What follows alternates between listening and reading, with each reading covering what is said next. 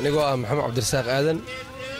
lacagta South Africa ee ranka waagii hore lacagta lagu shaqeeyo 3,000 ahaa jirtay waxbay dadku tiri jirtay laakiin hadeertan familka waxa u dirta xataa way ku culusaanay dhibaato weyn aan ku qabnaa maadaama dollarkii aad u kacay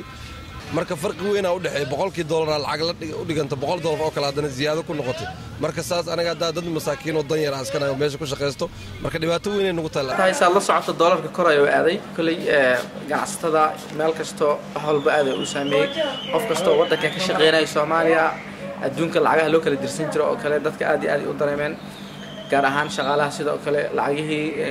sanadada hore aan diri jirnaa ama bilihii soo dhaafay aan diri jirnaa hadda lama diran karo $100 qiimihii hore oo ahay hadda waxa uu maraa qiimo intaas ka gedisan saad la socoto ninkii tusaale ahaan aniga oo kale 250 aan diri jiray ma maleynaa in hadda aan diri karo qiimihii 250 aan ku diri jiray hadda waxay maraysaa $100 marka